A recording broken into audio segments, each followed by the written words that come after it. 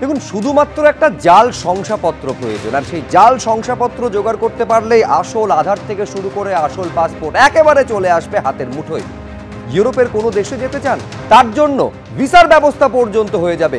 Police সূত্রে দাবি করা হচ্ছে ধৃত ধীরেন ঘোষ নিজের নেটওয়ার্ককে এমনভাবে সাজিয়েছিল যে ভিসা থেকে শুরু করে পাসপোর্টের ব্যবস্থা করা কার্যত তার বাঁ হাতের খেল হয়ে দাঁড়িয়েছিল।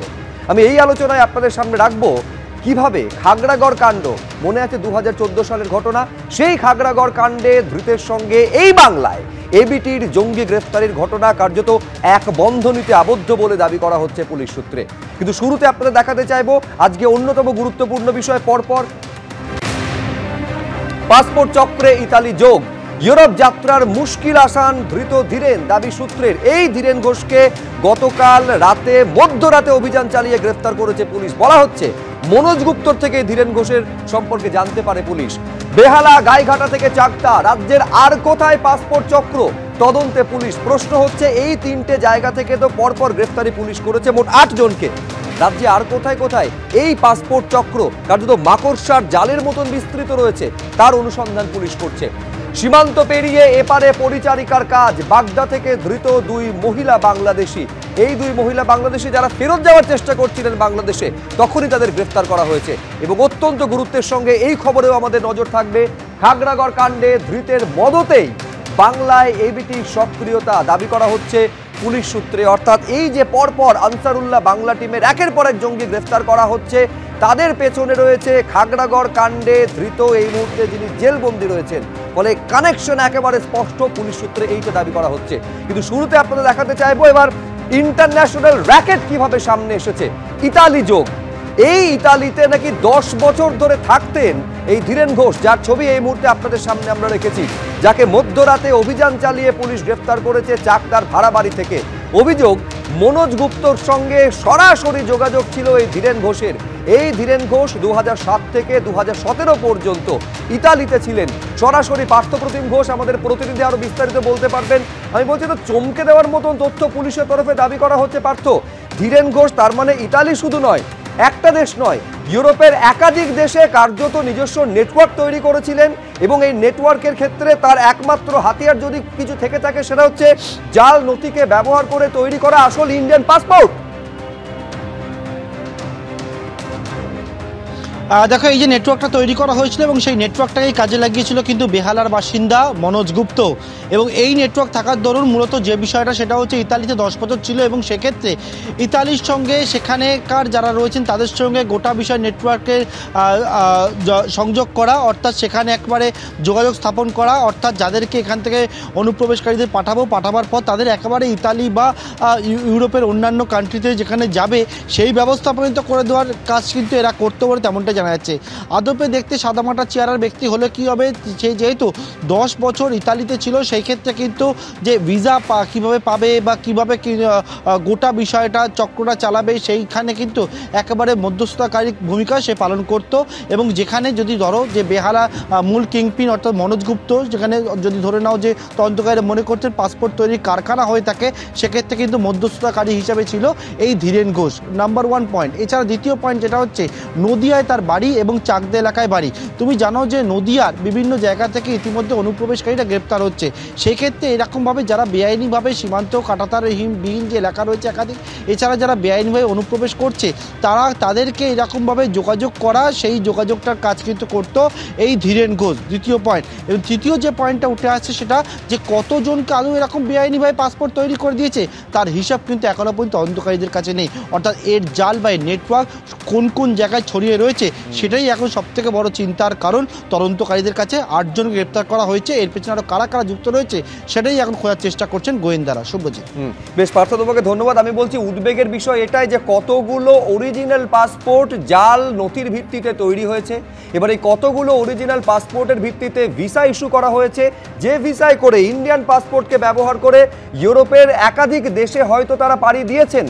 এবং আরও উদ্বেগজনক তথ্য যেটা এই মুহূর্তে পুলিশ সূত্র থেকে পার্থ আমাদের দিচ্ছিল, যে টার্গেট কাদের করা হতো, যারা সীমান্ত পেরিয়ে অনুপ্রবেশ করতেন। আমি বলছি সমীরদা, এখনো পর্যন্ত পাসপোর্ট চক্রে এই যে 8 জনকে গ্রেফতার করা হয়েছে, সব থেকে চমকে দেওয়ার এবং উদ্বেগজনক তথ্য হচ্ছে এইটা, ইতালি কানেকশন। সবাইকে নমস্কার। ইতালি কানেকশন শুধু নয়, সেই ইতালিতে যে বসবাস করেছে সেখানে আমি জানি না ইতালির যারা ওখানে আছেন সরকার, তারা এইগুলো মেনে নিয়েছেন না তাদের অজ্ঞাতভাবে এটা করা হয়েছে।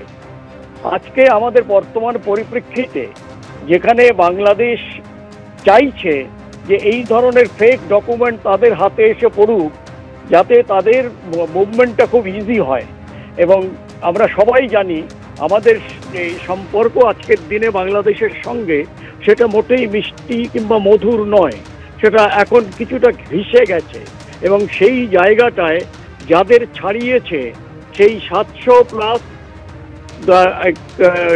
92 কতজন তাদের ছাড়ানো হয়েছে ওখানে বসে বসবাস করবার জন্য নয়, তাদের এই দেশে পাঠাবার জন্য। এবং সেই পাঠাবার যে প্রসেসটা সেটা যাতে খুব ডিফিকাল্ট না হয় তার জন্যে এই ধীরেনের মতো লোক রয়েছে। এবং মনোজ গুপ্ত, এই মনোজ গুপ্ত বোধহয় অতীতেও ঠিক এই একই কাজের জন্য ধরা পড়েছিল এবং পরবর্তীকালে সে বিলে জামানত পায় বেলে।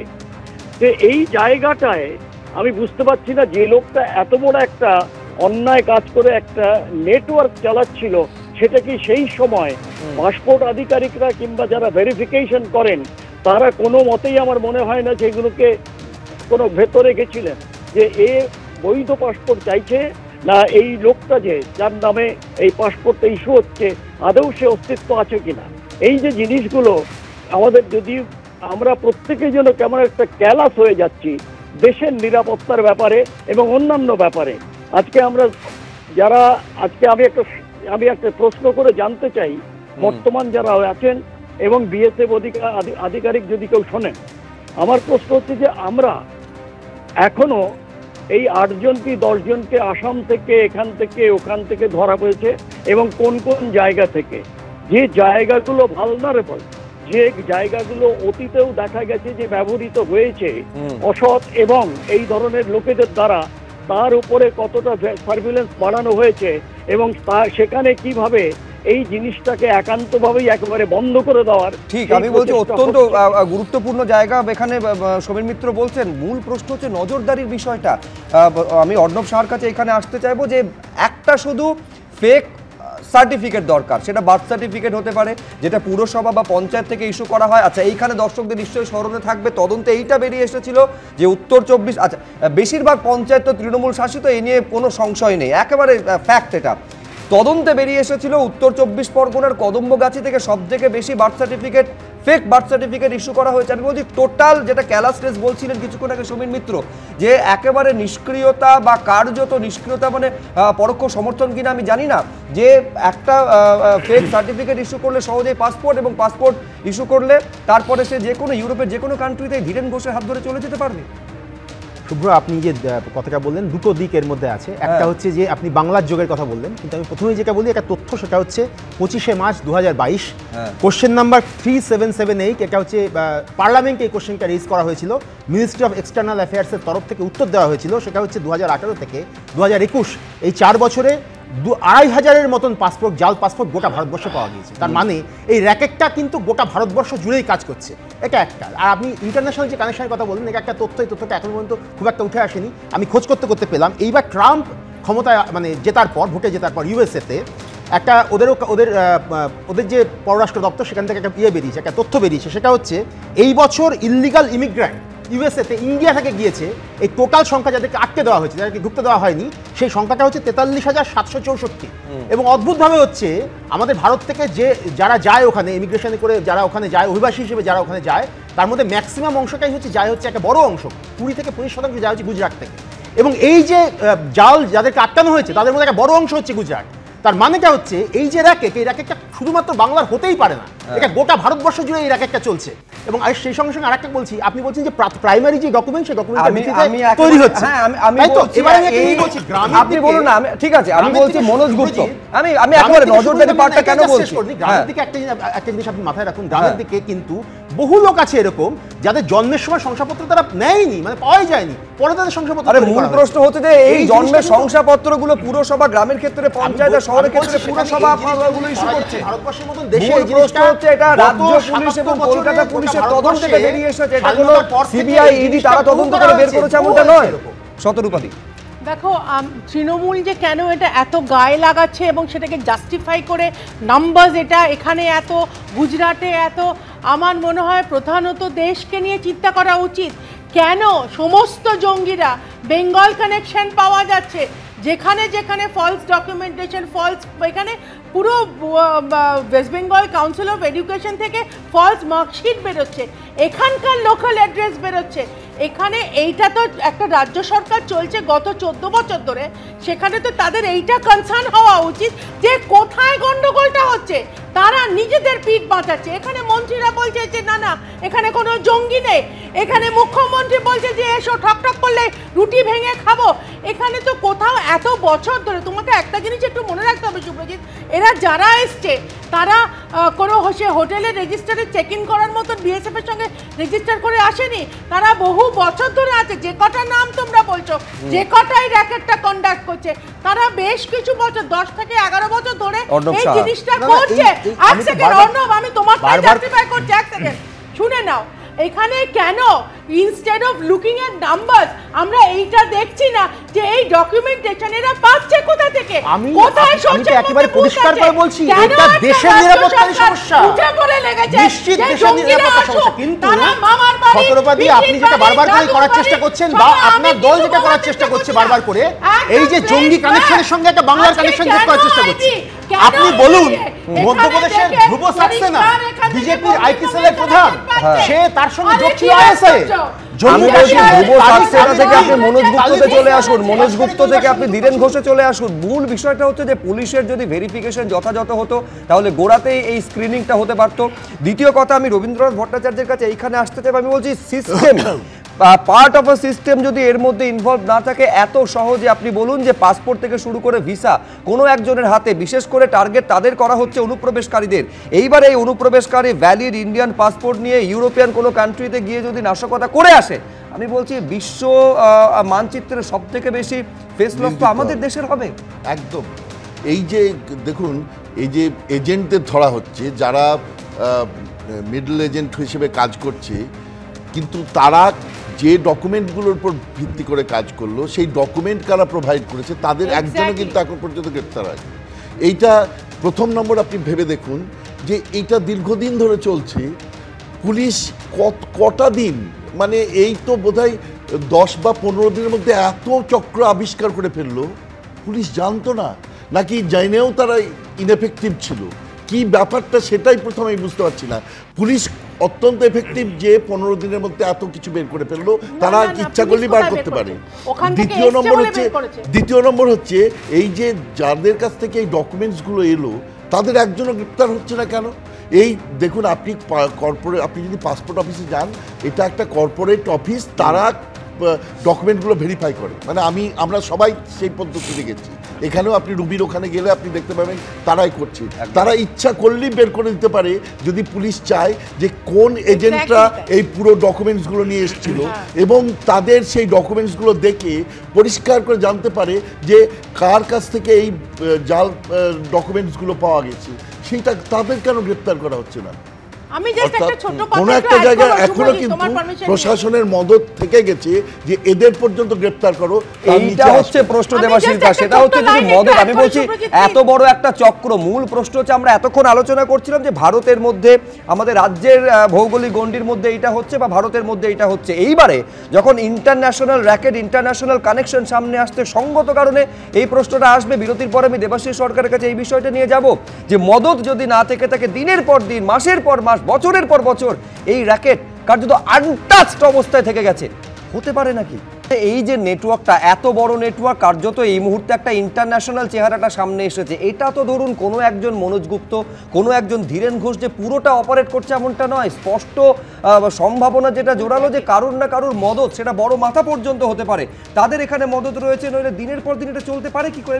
সেই অবধি তদন্তকারীদের হাতটা পৌঁছবে তো শেষমেশ। পৌঁছলে খুশি হবো, কিন্তু অভিজ্ঞতা বলছে পৌঁছবে না, কারণ এর সাথে প্রত্যক্ষভাবে রাজনীতি, অসুস্থ রাজনীতি জড়িয়ে রয়েছে। তার কারণ হচ্ছে এই যে আজকে আমরা বলছি না, তোমরা বলছো ইটালির কথা বলছো, আরে বাবা মূল ব্যাপারটা হচ্ছে পাসপোর্টটা যখন পায় তখন সে পাসপোর্ট নিয়ে তো দেশে থাকার জন্য পাসপোর্টটা করে না, ফলে স্বাভাবিকভাবে সেই পাসপোর্টকে ভিত্তি করে সে বিশ্ব পরিক্রমায় যাচ্ছে। কী কারণে যাচ্ছে, সেখানে গিয়ে কী করছে, ওটা আলাদা বিষয়বস্তু। কিন্তু এটুকু পরিষ্কার, যার মধ্যে কোনো বিতর্ক নেই, যে একজন যখন ভারতবর্ষের ওই যে বর্ডারের যে সীমা সেটা পার হয়ে যখন এপারে ঢুকে যাচ্ছে, সেখানে নিশ্চিতভাবে বর্ডার সিকিউরিটি ফোর্সের বর্ডার ম্যানেজমেন্টের প্রশ্নে এটা ব্যর্থতা এবং সেখানে নিশ্চিতভাবে শুধু এটা ব্যর্থতা নয়, সেখানে নিশ্চিতভাবে যখন এটা দীর্ঘদিন ধরে চলে তখনই কিন্তু সংগঠিত অপরাধ, কালো টাকার ইনভলভমেন্ট আসে। আবার একবার টপকে চলে আসার পর, তুমি যেটা বারবার বলছো যে একবার টপকে চলে আসার পর সে যখন বারে বারে প্রতিটি পর্যায়ে নিজের সমস্ত ডেটা ব্যবহার করছে ভারতের তথ্যগুলোকে তৈরি করা, ডকুমেন্ট তৈরি করার জন্য এক এক করে, এবং সেখানে যে লোকাল অ্যাডমিনিস্ট্রেশন, লোকাল ব্যবস্থাপনা যে 100% কারাপ্টেড ওয়েতে ইনভলভ, এটা নিয়ে কখনো কোনো রাজনৈতিক বিতর্ক হতে পারে না। কত টাকা আছে, কার ইনভলভমেন্ট, কত দূর পর্যন্ত যায়, ও সমস্ত তো সিবিআই দিয়ে তদন্ত করে বের করতে পারে না। কিন্তু প্রশ্ন হচ্ছে যে এই করাপশন নিশ্চিতভাবে স্টেট রেসপন্সিবিলিটি সার্ভ করতে পারে না। এই করাপশনের জায়গায়, বর্ডার সিকিউরিটি ম্যানেজমেন্টের জায়গায় সেন্ট্রাল গভর্নমেন্ট তার ভিজিলেন্সের প্রশ্নে সেটাও অ্যাভয়েড করতে পারে না, ফলে এটা দুটো জায়গাতে কাজ করছে। এবং যে কারণে তোমার প্রশ্নটা হচ্ছে, এটা কি কোনো বিচ্ছিন্নভাবে কোনো বেয়ালার একজন মানুষের মুভ, ক্ষমতাবান কোট অ্যান্ড কোট? অ্যাবসলিউটলি না, এটা একটা সংগঠিত অপরাধ, এবং এটা শুধুমাত্র একটা সময় হঠাৎ করে ঘটছে তা নয়। দীর্ঘদিন ধরে এই রাজ্যের লোকাল যে অথরিটিগুলো রয়েছে সেখানে একটা পলিটিক্যাল কারাপশন, একটা ইনভলভমেন্ট অফ মনিটারি পাওয়ার, না হলে তো কোনো ভালোবাসা থেকে এই ঘটনা ঘটছে না। এটার পেছনে একটা অর্থনীতি রয়েছে। এই রাজনীতি, যেটা দেবাশিস সরকার বলছেন যে এই যে রাজনীতির স্বার্থ কার্যত এই অসাধু চক্রে একটা অনুঘটকের কাজ করছে। একদমই, আমি বলছি যে উনি যে বলছেন সেখানে কিন্তু আমি এখানে যদি পিছিয়ে যেতে হয় তাহলে সে 90 দশকে চলে যেতে হবে, যেখানে স্বরাষ্ট্রমন্ত্রক বলেছিল যে ওই সময় থেকে হুজি এবং অন্যান্য এই ধরনের জঙ্গি সংগঠন তারা কিন্তু বাংলায় তারা অনুপ্রবেশ করছে এবং ঢুকছে, এবং এখানে তারা বিভিন্ন রকমের স্লিপার সেল বা এই ধরনের কাজগুলো করার চেষ্টা করছে। এটা কিন্তু মানে বারবার করে এটা দেখানোর চেষ্টা করা, আমি এইটা বুঝতে পারছি না। গোটা অপারেশন চলছে রাজ্যে, গোটা অপারেশনটা স্লিপার সেল রাজ্যে তৈরির পরিকল্পনা চলছে। সুপ্রতিম সরকার প্রেস কনফারেন্স করে বলছেন যে চিকেন স্নেককে টার্গেট করা হয়েছিল। তিনি বলছেন আলিপুর দুয়ার থেকে শুরু করে মুর্শিদাবাদে কাটিত ঘাঁটি ঘেরে তারা বসেছিল। অর্ণব শাহ বারবার গুজরাট থেকে শুরু করে স্বরাষ্ট্রমন্ত্রী পর্যন্ত চলে যাচ্ছে। আমি এক্স্যাক্টলি এই পার্টি অবশ্যই শত্রুবাদীর কাছে আসবো, কিন্তু প্রশ্ন হচ্ছে রাজ্যের বিষয় কি ধরা বললো ক্যানিং এ, সে কথা সে তো হচ্ছে জম্মু কাশ্মীরের লোক, এবং জম্মু কাশ্মীর থেকে হ্যাঁ তাই তো বলছে ক্যানিং এ সে 7 বার এলো জম্মু কাশ্মীরের, সে 7 বার গেছে পাকিস্তান। ওকে, আমি এইখানে এক্সপার্টের কাছে অবশ্যই যাব। সমীর মিত্র, দেখো আমরা যারা মন্তব্য করছি অনেক বিষয়ে, আমাদের আরেকটু ক্ল্যারিটি দরকার। ক্ল্যারিটিটা হচ্ছে যে আমাদের বর্ডার সিকিউরিটি ফোর্স দায়িত্ব রয়েছে বর্ডারটাকে গার্ড করা এবং অবৈধ অনুপ্রবেশ যারা করতে না পারে। পাসপোর্ট চেকিং কিন্তু তাদের দায়িত্বের মধ্যে নেই, তার জন্য আইসিপি রয়েছে, এবং সেখানে আমরা চেয়েছিলাম কিছু একটা, যেমন অনেক মাল আসে, আমরা চেয়েছিলাম যে we want to carry out certain sample, ওই কিছু মাল বের করে দেখার জন্যে, just to dispel the apprehension যে এর মধ্যে দিয়ে কোনো হাতিয়ার তো আসছে না। The other organization, central organization, they were absolutely বললো নাথিং ডুইং, এটা আমাদের দায়িত্ব, আমাদের অধিকার, আমরা করবো। এখন দ্বিতীয় প্রশ্ন যেটা হচ্ছে যে এই যে জায়গাটায়, সেটা হচ্ছে যে এই যে পাসপোর্টটা তৈরি হচ্ছে একটা লোকের মাধ্যমে তো আসে না, অনেকগুলো এজেন্সি আরপিওর কাছে যাবে, তারপরে তিনি তাকে পাঠাবেন, তিনি সেখানে এসে 3-4টে ওখানে যেটা দেখেছি যেটা আউটসোর্স হয়ে গেছে দেখি একটা কর্পোরেট অফিসে, এই একের পর এক সেখানে যে ফাইনালি তার মুখে ওই ক্যামেরাটা লাগিয়ে ফটোটা তুলে তারপরে স্ট্যাম্পটা লাগছে। এইবারে পাসপোর্টটা আসছে পোস্ট অফিসে এবং পোস্ট অফিস থেকে সেটা যাচ্ছে। এইখানে পোস্ট অফিসেরও খেয়াল রাখতে হবে, একজন অস্থায়ী কর্মী কিন্তু গ্রেফতার হয়েছিলেন। আমি একটা ছোট্ট বিরতিতে যাব, বিরতির পর আরেকটা অত্যন্ত উদ্বেগজনক ঘটনা খবরে আসতে যাবো। সেটা হচ্ছে 2014 যে খাগড়াগড় বিস্ফোরণ কাণ্ড, সেখানে জামাতুল মুজাহিদিন বাংলাদেশের যে জঙ্গিকে গ্রেফতার করা হয়েছিল, এই মুহূর্তে জেলে রয়েছে যে জঙ্গি, সে নাকি আনসারুল্লাহ বাংলা টিমের পুরো অপারেশনটা নেপথ্যে মদত জুগিয়ে গিয়েছে। এই পর্বে আপনাদের দেখাবো পুলিশি তদন্তে চমকে দেওয়ার মতন তথ্য সামনে এসেছে। আনসারুল্লাহ বাংলা টিমের যে সক্রিয়তা এই বাংলায়, তার নেপথ্যে রয়েছেন খাগড়াগড়ের জেলবন্দি। জেল থেকে এবিটির জঙ্গি মডিউলে সক্রিয় খাগড়াগড়ের বন্দি, অর্থাৎ জেলে 2014 সালের ঘটনা, 2014 সালের যে খাগড়াগড় বিস্ফোরণের ঘটনায় জেলবন্দি জঙ্গি। এই যে আনসারুল্লাহ বাংলা টিমের এখন যে সক্রিয়তা এই রাজ্যে দেখা যাচ্ছে, তার সম্পূর্ণ নেপথ্য কারিগর হচ্ছে জেলবন্দি সেই জেএমবি জঙ্গি। পুলিশি তদন্তে এই তথ্য সামনে আসার পর স্বাভাবিকভাবে প্রশ্ন উঠছে যে জেলে বন্দি রয়েছেন যিনি, যে জঙ্গি জেলে বন্দি রয়েছে, জেলে বন্দি থাকা অবস্থায় আরেকটা জঙ্গি সংগঠন সক্রিয়ভাবে মদত সে দিচ্ছে কিভাবে। আমরা আরো বিস্তারিত এই নিয়ে জানবো, সরাসরি কথা বলবো আমাদের প্রতিনিধি আবির দত্তর সঙ্গে। আমি বলছি তার মানে জেলের ভেতরে বসে 2014 সালে খাগড়াগড়ে বিস্ফোরণ ঘটানো একজন জঙ্গি এই মুহূর্তে আনসারুল্লাহ বাংলা টিমের যে টোটাল অ্যাক্টিভিটি তার নেপথ্য কারিগর হচ্ছেটা কিভাবে?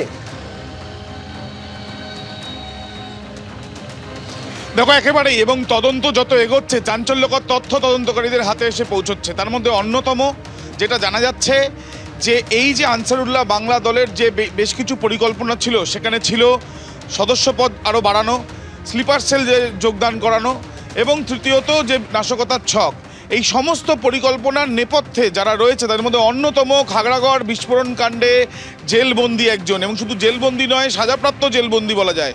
তার কারণ যেটা জানা যাচ্ছে যে সাদিক শেখ ওরফে সাদিক সুমন বা তারিকুল ইসলাম, তার একাধিক নামে আমরা জানি, যাকে 2015 সালে মার্চ মাসে গ্রেপ্তার করেছিল এনআইএ। তাকে গ্রেপ্তার করা হয়েছিল বীরভূম এবং ঝাড়খণ্ডের সীমান্ত থেকে। সে বর্তমানে রয়েছে, যেটা জানা যাচ্ছে যে দীর্ঘ সময় ধরে সে ছিল বহরমপুর জেলে। সেই বহরমপুর জেলে যখন পক্সো আইনে এই যে মোহাম্মদ আব্বাস আলী, যাকে গ্রেপ্তার করা হয়েছে হরিহরপাড়া থেকে, তার সঙ্গে বসে বেশ কিছু তথ্য আদান প্রদান হয়েছে বা তাদের মধ্যে পরিকল্পনা হয়েছে, যেটা ইতিমধ্যে আসাম পুলিশ জানতে পারছে। এবং শুধুমাত্র তাই নয়, তার সঙ্গে সঙ্গে এটাও অনুমান করা হচ্ছে যে তার বেশ কিছু নির্দেশও ছিল যেগুলো বাস্তবায়িত করতে চাইছিল এই আব্বাস মিয়ানুররা।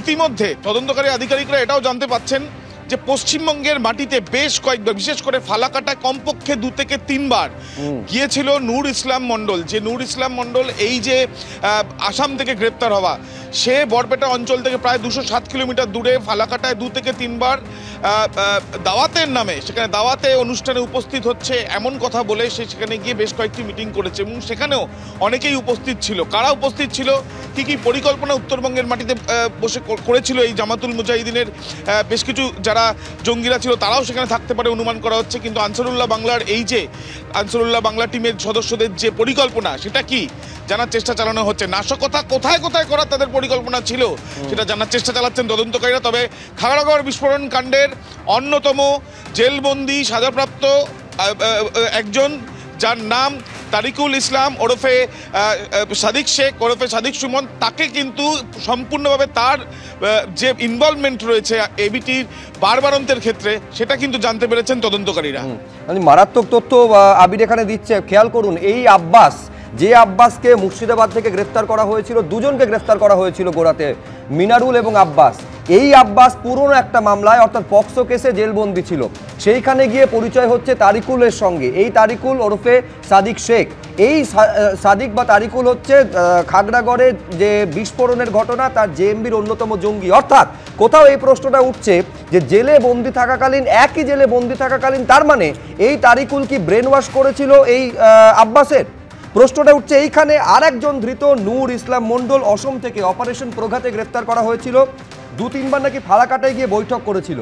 আপনাদের স্মরণে থাকবে সুপ্রতিম সরকার যেদিন প্রেস কনফারেন্স করছেন এবং বলছেন যে এই যে প্রথমে 8 জনকে গ্রেফতার করা হয়েছিল অপারেশন প্রঘাতে, এই যে 8 জনকে গ্রেফতার করা হয়েছিল চিকেন স্নেক টার্গেট ছিল, এবং তিনি বলেছিলেন সেদিন আলিপুরদুয়ার এবং মুর্শিদাবাদকে বেস করে পুরো পরিকল্পনাটা করা হয়েছিল। আমি এইখানে সমীর মিত্রের কাছে শুরুতেই যাব। তার মানে পুরো অপারেশনটা জেলে বসে অপারেটেড হচ্ছে সমীর দা? প্রথম হচ্ছে যে খাগড়াগড়ের কাছে আমি কৃতজ্ঞ যে অ্যাটলিস্ট ওই বাস্ট করে আমাদের জানিয়ে দিল যে আমরা এখনো এই ব্যাপারে কোনো রকমভাবে কোনো দিকে নজর দেইনি। ওই ফাটার পরে মনে হলো যে না, কিছু একটা হয়েছে। আজকে খাগড়াগড়ের থেকে এখন প্রায় 10 বছর পার হয়ে গেছে কি 12 বছর, এবং সেই জায়গাটায় সেই থেকে যেটা হচ্ছে যে যাকে ভাড়া দিল তার সম্বন্ধে কোনো রকম কি তারা ইনকোয়ারি করেছিল?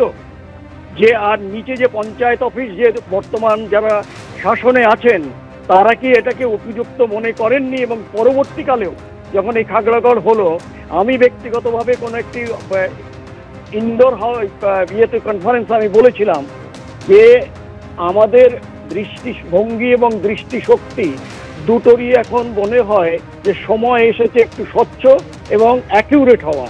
এই যে মুর্শিদাবাদ যেখানে বলা হচ্ছে যে এখানে মাদ্রাসার পরে নাকি এটা নাকি রেজিস্টার্ড মাদ্রাসা ছিল, সামথিং লাইক দ্যাট। আমি আপনাদের জানাই যে 2023-24 যেখানে কোনো মাদ্রাসা হয়নি উত্তরবঙ্গে, সেখানে একের পর এক মাদ্রাসা গর্জিয়ে উঠতে আরম্ভ করলো। আমরা রিপোর্টও দিলাম যে এইটা হচ্ছে, আপনারা স্টেটের তরফ থেকে কোনো দিয়েছেন কিনা, এদের পারমিশন দিয়েছেন কিনা। ইভেন বুদ্ধবাবু এক সময় বলেছিলেন যে Bangladesh is the breeding centre of the terrorist, if I am not wrong. এবং সেই জায়গাটা যেটাই বলেছিলেন আমি সেই অনুষ্ঠানে উপস্থিত ছিলাম। এবং পরবর্তীকালে যাই হোক সে পলিটিক্যাল প্রেশার কিংবা religious something like that something হয়ে গেল। এখন যেটা প্রশ্ন, আমাদের এইভাবে একটা দুটোর জন্য আমরা কিন্তু এইগুলো তো হচ্ছে না। এদের ধরো, ইন্টারোগেট করো, হার্ড টাফ ইন্টারোগেশন, যাতে করে ব্রেক করে। I am not physically break, but they break to যে না আমি হাইড আর করবো না। এবং দ্বিতীয়ত হচ্ছে যেসব জায়গাগুলোর নাম নেওয়া হচ্ছে ওইটা সাবসিকুয়েন্টলি সেই সব জায়গাগুলো ইমিডিয়েট অপারেশন লঞ্চ করা হচ্ছে কিনা, so that they do not find any extra time or this particular gap to shift his base or recreate a story which may be convincing to the interrogator. আমার প্রশ্ন হচ্ছে যে এই খালি orthodox ইয়েতে হবে না, you have to more innovative. এবং সেই জায়গায় আমার মনে হয় যে এগুলোকে বিভিন্ন ভাগে ভাগ করো। এখন যেমন এখনকার সময় আর তখনকার সময় এক নয়। We have to be very fast, we have to be very performance oriented. ঠিক, আমি এইখানে দেবাশিস সরকারের কাছে আসতে যাবো। দেবাশিস দা, এইবারে তো প্রশ্নটা উঠবে সঙ্গত কারণে। এই আব্বাসকে যখন গ্রেফতার করা হয় তখন জানা গেছিল যে প্রথমে একটা মাদ্রাসায় সে পড়ানোর শিক্ষকের কাজ করতো, পরে একটা খারিজি মাদ্রাসাতে চালু করে। এখন সেই মাদ্রাসায় কি হতো নিঃসন্দেহে সেটা তদন্ত সাপেক্ষ। দর্শকদের স্মরণে থাকবে বর্ধমানে খাগড়াগড়ে বিস্ফোরণের পর শিমুলিয়া মাদ্রাসা সামনে এসেছিল। তার মানে দেবাশিস দা, এইবার প্রশ্ন আসবে যে এই আব্বাস যখন জেলবন্দি ছিল পক্সো কেসে এবং যখন তারিকুলের সঙ্গে তার জেলে পরিচয় হয়, তার মানে সেখান থেকে কি আরেকটা খারিজি মাদ্রাসা খোলার এবং পরিচালনার বিষয়ে সে ব্রেন ওয়াশড হয়েছিল? এবং আরেকটা কথা যেটা সমিতদা বলছেন যে কোনো নজরদারি নেই। দেখো, আমি ধারাবাহিকভাবে এই বিষয়তে বলে আসছি একটাই কথা, সেটা হচ্ছে যে পশ্চিমবঙ্গে জঙ্গি কার্যকলাপ ঘটানোর ক্ষেত্রে একটা অনুকূল পরিস্থিতি গত এক দশক ধরে প্রিভেল করছে, স্ট্রংলি প্রিভেল করছে। আমার এই কথাটা আজকে কিন্তু কোথাও কনফার্ম করছে, করবোরেট করছে। কারণ জেল কাস্টাডিতে থাকা অবস্থায়, মাইন্ডেড জেল কাস্টাডিতে থাকা অবস্থায় সে বাইরের জঙ্গি কার্যকলাপকে সংগঠিত করছে, অপারেট করাচ্ছে, কাল্টিভেট করাচ্ছে। তাহলে জেল কাস্টাডির ভেতরের চেহারাটা কি? এরপরও আমরা অনুকূল পরিস্থিতি, পশ্চিমবঙ্গে জঙ্গি কার্যকলাপ চলবার ক্ষেত্রে অনুকূল পরিস্থিতি, সারা ভারতবর্ষে জঙ্গিরা এটাকে সেফ প্যাসেজ মনে করে, এসব নিয়ে যে আমরা আলোচনা করি, তাদের কেউ কেউ তর্ক করার ব্যর্থ চেষ্টা করে, এইটা কিন্তু তর্কাতর্কি বিষয় নয়। এটা একেবারে জাতীয় যে স্বার্থ বিষয়, নিরাপত্তার বিষয়। নিছক অসুস্থ রাজনৈতিক কারণে সেই দৃষ্টিভঙ্গি থেকে এই বিষয়কে বিচার বিশ্লেষণ করা অনুচিত। আজকে এই বিষয়টাকে লক্ষ্য রাখতে হবে যে একটা দেশের কত বড় ভালনারেবল থ্রেট একটা ফোর্স কাল্টিভেট করবার জন্য পশ্চিমবঙ্গকে সেফ প্লেস হিসেবে বেছে নিচ্ছে। কাস্টডি মাইন্ডেড, আমি এইখানে জেল কাস্টডি, সেখানে পর্যন্ত আমি বলছি তথ্যটা এখানে আরেকটা এখানে সাপ্লিমেন্ট করা দরকার যে এই তারিকুল এই মুহূর্তে বহরমপুর জেলে সে বন্দী রয়েছে। এইখানে দর্শকদের খেয়াল থাকবে যে যতজন এখনো পর্যন্ত গ্রেফতার হয়েছে তার একটা বড় অংশ হচ্ছে মুর্শিদাবাদ থেকে, এমনকি কেরল থেকে গ্রেফতার হওয়া সাদরাডি তারও মুর্শিদাবাদ কানেকশন সামনে এসেছে। বলছি রাজ্য প্রশাসন করছে এটা কি না? রাজ্য প্রশাসন করছে মানে এই যে ধরুন যে কটা ধরেছে গত কয়েকদিনের মধ্যে আমরা ধরেছি, প্রত্যেকটা ক্ষেত্রে কোথাও কি রাজ্য পুলিশ অসহযোগিতা করেছে? কোথাও যে আমাদের এখান থেকে শুধু জেল কাস্টডিতে থেকেও যদি কেউ এই ধরনের কোনো অপরাধের কাজ করতে থাকে তাহলে নিশ্চিত সিস্টেমের মধ্যে নিশ্চিত গলদ আছে অবশ্যই। আমি বলছি যে না সংশয়ের ব্যাপারই নয়, কিন্তু আমি বলছি যে এখানে কোথাও বারবার করে এই যে দয়াশদা বললেন যে গত 10 বছর ধরে এই জিনিসটা একটা বেসিক জিনিস বোঝার চেষ্টা করুন। উনি একটা রাজনৈতিক এজেন্ডা নিয়ে বলছেন, একটা অত্যন্ত সহজ জিনিস বোঝার চেষ্টা করুন। সেটা হচ্ছে শুভেন্দু অধিকারীর এই অভিযোগ করা যে জেলে বসে অনুব্রত মণ্ডল ফোন পাচ্ছেন, আর পাশাপাশি এই বিষয়টা রাখুন যেটা তদন্তে পুলিশের উঠে এসেছে যে জেলে বসে পুরো জঙ্গি অপারেশনটা চলছে। এইটা কি শুধু আপনি পশ্চিমবঙ্গে দেখেছেন? আপনি বিহারে দেখেননি, ঝাড়খণ্ডে দেখেননি, এবার পশ্চিমবঙ্গে হবে।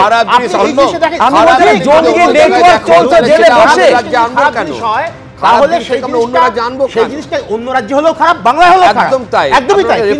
দেশের নিরাপত্তার প্রশ্ন এখানে জড়িয়ে আছে। কিন্তু এই মুহূর্তে তো খুব ভোলাটাইল একটা সিচুয়েশন বাংলাদেশে হয়ে রয়েছে, এবং এই পরিস্থিতিতে এত বড় একটা 2200 কিলোমিটারের বর্ডার, এবং সেইখানে এই পশ্চিমবঙ্গ এইখানে এই জায়গা থেকে তাদের পক্ষে ঢোকা অনেক বেশি করে অনেক সহজ হয়ে গিয়েছে, এবং সেই এত বড় একটা স্পেস, সেই স্পেসটাকে তারা ইউজ করছে। আমরা তো আসাম থেকেও দেখলাম কোকরাঝাড় থেকে এত বড় একটা গোডাউন, অস্ত্রের গোডাউনে ধরা পড়েছে। তো সেটা তো একদিনে তৈরি হয়নি, সেটা তৈরি হতে তো সময় লেগেছে। তো সেখানেও তো রয়েছে বিজেপি সরকার, ত্রিপুরা থেকে ধরা পড়েছে, সেখানেও রয়েছে বিজেপি সরকার। আমি বলছি যে এই জিনিসটায় বারবার করে রাজ্য বা পুলিশ একেবারে স্পেসিফিক্যালি তৈরি করে এটা আরেকটা পাল্টা রাজনৈতিক ন্যারেটিভ তৈরি করার চেষ্টা করে, রাজনৈতিক ন্যারেটিভ তৈরি করার চেষ্টা করা হচ্ছে। ন্যারেটিভ এখানে হচ্ছে না, আমি খুব পরিষ্কার বলছি, বারবার অন্য রাজ্যের কথা বলা হচ্ছে। আমাদের অন্য রাজ্যে আমাদের সরকার আছে বলে খপাখপ লোকজনকে ধরা হচ্ছে। আমি যেটা প্রথম থেকে বলছি, এরা অলরেডি ভেতরে আছে, আর আজ নয় অনেক দিন ধরে আছে। সেখানে কেন একটা রাজ্য সরকার, তৃণমূল দ্বারা চালিত রাজ্য সরকার, তাদের একেবারে পৃষ্ঠপোষক করে তাদের ডকুমেন্ট দেওয়া হচ্ছে। এখানকার স্লিপার সেল মানে কারা?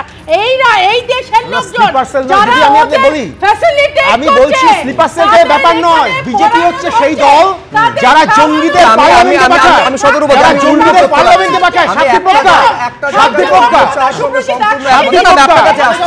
সেটা হচ্ছে এই পর অর্ণব সাহার এই তথ্যটাকেও তো আপনি অস্বীকার করতে পারবেন না যে গ্রেফতারিগুলো করছে তো রাজ্য পুলিশের এসটিএফ। আরে কি করে করছে? আগে সেন্ট্রাল থেকে বলছে, হোম মিনিস্ট্রি থেকে খবর আসছে যে অমুককে আমরা ধরতে যাচ্ছি। যখন যে রাজ্যে ঢুকতে যায়, যে রাজ্যে অ্যারেস্ট হয়, ন্যাচারালি লোকাল পুলিশকে ইনফর্ম করে করা হয়। তো সেই ক্রেডিটটা যদি রাজ্য পুলিশকে তিরিং বিরিং করে লাফায়, আপনাদেরও একটা ক্রেডিট আছে যে না না মালেগাঁও বিস্ফোরণের যে অন্যতম অভিযুক্ত সেই শান্তিপ্রজ্ঞাকে পার্লামেন্টে পাঠিয়েছেন, আপনাদের জঙ্গিদের পার্লামেন্টে পাঠানো, পাশের বাড়িতে জঙ্গি কেন লোকাল পুলিশ সঙ্গে তাদের এমপি আমি বলছি অর্ণব সাহা বলছেন যে অন্যান্য রাজ্যের কথা কেন বলা হচ্ছে না। আমি বলছি আমাদের রাজ্যের ক্ষেত্রে উদ্বেগটা সব থেকে বেশি, তার কারণ বাংলাদেশের সঙ্গে সব থেকে বড় সীমান্ত হচ্ছে আমাদের এই পশ্চিমবঙ্গ রাজ্যের প্রায় 2200 কিলোমিটারের। ফলে এই রাজ্যে সেফ করিডোর, জঙ্গিদের জন্য সেফ প্যাসেজ বা সেফ করিডোর হওয়ার আশঙ্কা যদি থেকে থাকে, এবং সেখানে আমাদের রাজ্যবাসী হিসেবে উদ্বিগ্ন হওয়ার যথেষ্ট কারণ রয়েছে। আমি এইখানে দেখাতে চাইবো যে মুর্শিদাবাদের কথা হচ্ছিল যে বেশিরভাগ জঙ্গি এই মুর্শিদাবাদ থেকে গ্রেফতার হয়েছে, বহরমপুর, কোথাও নওদা, কোথাও হরিহরপাড়া থেকে গ্রেফতার করা হয়েছে। এই বহরমপুর জেলে তারিকুল ইসলাম এই মুহূর্তে জেলবন্দি রয়েছে। এই বহরমপুরের একটা সময় যিনি সাংসদ ছিলেন অধীর রঞ্জন চৌধুরী, এই গোটা বিষয় নিয়ে তিনি কি বলছেন একবার দেখুন। সারা বাংলা আজ আইন শৃঙ্খলার অবনতির কারণে অপরাধের স্বর্গরাজ্য হয়েছে। অপরাধের স্বর্গরাজ্য যেখানে হবে সেখানে জঙ্গিদেরও স্বর্গরাজ্য হবে। তাই জঙ্গিদের স্বর্গরাজ্য হতে চলেছে বাংলা। পাশাপাশি আসামও আছে, পাশাপাশি ত্রিপুরাও আছে। সীমান্তবর্তী জেলাগুলিতে জঙ্গিদের অনুপ্রবেশ বাড়বে, কারণ সীমান্তে কোনো নিরাপত্তা নেই, সীমান্তে কোনো বেড়া কাটার তার নেই। ফলে দুটো পার্ট, একটা হচ্ছে সীমান্তে নজরদারির প্রশ্ন যেটা লাগাতার তৃণমূল তুলে আসছে, এবং দ্বিতীয়ত হচ্ছে যে রাজ্য জুড়ে নজরদারির প্রশ্ন যদি যথাযথ থেকে থাকে তাহলে জঙ্গি কার্যকলাপের এতটা বাড়বাড়ন্ত কি হতে পারে। এই মুহূর্তে আর একটা বড় খবর সামনে আসছে, এই যে ইনফিলট্রেশন বা অনুপ্রবেশকে কতটা গুরুত্ব দিয়ে দেখছে কেন্দ্র সরকার। অনুপ্রবেশকারীদের খোঁজে দিল্লি পুলিশ বাংলাদেশ সেল তৈরি করেছে। খেয়াল রাখতে হবে এই দিল্লি পুলিশ কিন্তু কেন্দ্রীয় স্বরাষ্ট্র মন্ত্রকের অধীনে আসে। এই দিল্লি পুলিশ কিন্তু বাংলাদেশ সেল তৈরি করেছে। লাগাতার যেভাবে ভারতে অনুপ্রবেশ চলছে তার জন্য বিশেষ বিভাগ তৈরি করা হয়েছে। वरुण जैन हमारे प्रतिनिधि और विस्तारित बोलते पारबेन। जी वरुण, ये हमें बताइए कि ये बांग्लादेश सेल किस वजह से बनाया गया है और ये काम कैसे करेगी? देखिए, ये जो बांग्लादेश सेल है वो 2 दशक पहले दिल्ली पुलिस ने बनाया था। इससे पहले भी साल 2000 के आसपास जब इस सेल का गठन किया गया था तब बड़ी संख्या में जो अवैध रूप से बांग्लादेशी और जो दूसरे लोग रह रहे थे उनको तो पकड़कर पुलिस ने वापस डिपोर्ट किया था। तो अब जिस तरीके से बांग्लादेश के हालात हैं, पुलिस को आशंका है कि बड़ी संख्या में जो अवैध घुसपैठिए हैं वो भारत में घुसकर दिल्ली में रह रहे हो सकते हैं, और यही वजह है कि पुलिस ने एक स्पेशल ड्राइव भी चलाई हुई थी। अब इस बांग्लादेश सेल को, जो कि दिल्ली पुलिस के हर डिस्ट्रिक्ट के अंदर बना हुआ है, इसको दोबारा से एक्टिव किया गया है। इस बांग्लादेश सेल के अंदर वो पुलिसकर्मी भी होते हैं जिन्हें बांग्लादेशी भाषा का ज्ञान होता है। इससे पुलिस को कहीं ना कहीं अवैध रूप से रह रहे इन बांग्लादेशियों को पकड़ने में मदद मिलती है, जिससे उनको आसानी से रिपोर्ट किया जा सके। यही वजह है कि पुलिस ने इस बांग्लादेश सेल को वापस से एक्टिव किया है। सूत्र इस बात की भी जानकारी दे रहे हैं कि पश्चिम बंगाल के अंदर भी जो कई बांग्लादेशी भाषा को जानने वाले पुलिसकर्मी हैं उनको स्टेशन किया गया है, क्योंकि कई जो बांग्लादेशी संदिग्ध पकड़े जाते हैं वो पश्चिम बंगाल से अपने पते पुलिस को देते हैं। उनके पतों को तुरंत वेरीफाई किया जा सके, उनकी जो आइडेंटिटी है उसको एस्टेब्लिश किया जा सके। ये इसी के चलते पश्चिम बंगाल के अंदर भी कई पुलिसकर्मियों को स्टेशन किया गया है। जैसे ही कोई संदिग्ध पकड़ा जाता है, पुलिस तुरंत अपनी टीम को अलर्ट भेजती है, उनका पता भेजती है, जिससे उनको क्रॉस वेरीफाई किया जा सके। तो कहीं ना कहीं अपनी कार्रवाई को बांग्लादेश अवैध घुसपैठियों को पकड़ने के लिए पुलिस ने अपनी जो कार्रवाई है वो तेज की है, और एक बार फिर से जो बांग्लादेश सेल है उसको एक्टिव किया है। जी शुक्रिया वरुण जी इस तमाम जानकारी हम तक पहुंचाने के लिए। अर्थात এই যে বাংলাদেশ সেল যেখানে মূলত দায়িত্বে থাকবেন 5 থেকে 10 জন পুলিশ যারা বাংলা ভাষাটা জানেন, যেটা 2 দশক আগে তৈরি করা হয়েছিল, নতুন করে সেটাকে আবার অ্যাক্টিভ করা হচ্ছে। আমি রবীন্দ্রনাথ ভট্টাচার্যের কাছে এইখানে আসবো। এইখানে খেয়াল রাখতে হবে এই কয়েকদিন আগে কোচবিহারের সীমান্তবর্তী যে এলাকা সেইখানে পর্যন্ত দিল্লি পুলিশ অনুপ্রবেশ সম্পর্কিত আরও বিস্তারিত খোঁজ খবরের জন্য এসেছিল। তার মধ্যে এই খবরটাও অত্যন্ত উদ্বেগের সঙ্গে যেটা শুরু করেছিলাম রবীন্দ্রনাথ বাবু, সেটা হচ্ছে জেল থেকে বসে জঙ্গি অপারেশনটা চলছে। এখানে দুটো কথা আমি খুব শর্টে বলবো। প্রথম নম্বর হচ্ছে প্রথমেই কিন্তু ক্র্যাকডাউন করা উচিত খারিজি মাদ্রাসা, মাদ্রাসা নয়, মাদ্রাসা মানে রেজিস্টার্ড মাদ্রাসা নয়, খারিজি মাদ্রাসা যেগুলো কোনো আনঅ্যাকাউন্টেড ফর হয়ে আছে, যে কেউ ইচ্ছা করলে এসে খুলে দিচ্ছে। এই যে মাদ্রাসাগুলো, এরপর এটা 2002 সালে বুদ্ধদেববাবু যেদিন বললেন যে আমরা এটার ক্র্যাকডাউন করব, তার ঠিক পরের দিনই পার্টির তরফ থেকে বলা হলো, তো পিছিয়ে গেলেন। এখানেও ঠিক তেমনি খুব পলিটিক্যালি সেন্সিটিভ, সুতরাং ক্র্যাকডাউন হবে কিনা তা নিয়ে যথেষ্ট সন্দেহ আছে। আর দ্বিতীয় যে এইটা কথা, আপনি জেলের মধ্যে থেকে অপারেট করছে, তার কারণ নেটওয়ার্ক আছে, তাদের হাতে মোবাইল সেল। আমি অর্ণবের কথার সঙ্গে 100% একমত যে আমি এক্ষুনি দেখলাম, জাস্ট গুগলে লিখলাম মোবাইল সিজড ফ্রম জেলস, 2024 সালের ডিসেম্বর মাসে অন্তত 5-6খানা রাজ্য থেকে, আমি নাম এক্ষুনি দেখিয়ে দিতে পারি, এই কথা লিখলে আপনি সার্চ করে দেখবেন যে 5-6খানা জায়গা থেকে 50 থেকে 60টা মোবাইল ফোন সিজড হয়েছে জেলখানা থেকে। কিন্তু এই ধরনের যারা জঙ্গি আছে, যে জঙ্গি এবিটি জঙ্গি যারা আছে, তাদের জন্য তো আমি আবার বলছি, কোনো একজন ধরুন চুরির ক্ষেত্রে যে বা কোনো একটা খুনের ক্ষেত্রে যে জেলে রয়েছে, আমি বলছি তাদের সলিটারি সেল থাকবে। আমি একমত, তাদের জন্য সলিটারি সেল থাকবে, যেমন ছিল এর আগে ওই যে আমেরিকান সেন্টারে যারা যে গুলি টুলি চালিয়েছিল সেই জঙ্গির জন্য যেমন সলিটারি সেল ছিল, সেই সলিটারি সেল তো এদের জন্য থাকা উচিত। কিন্তু এটা এখানে করা হচ্ছে না। তাদের যে নিরাপত্তা, তাদের কাছে কাউকে ঢুকতে দেয় না। একটা খুনের যে আসামি, একটা ডাকাতির যে আসামি, ন্যাশনাল থ্রেট, তারা ন্যাশনাল থ্রেট, একদম তো এক নয়, তাদের জন্য স্পেশাল ব্যবস্থা নেওয়া দরকার। সেইটাই তো জেল ম্যানেজমেন্টটা। আমি বলছি কোথাও যদি সুবোধ সিং আর তারিকুল ইসলাম দুজনকে এক আসনে বসেন, সবথেকে বড় ভুলটা হবে। দ্রুত সমীর মিত্র।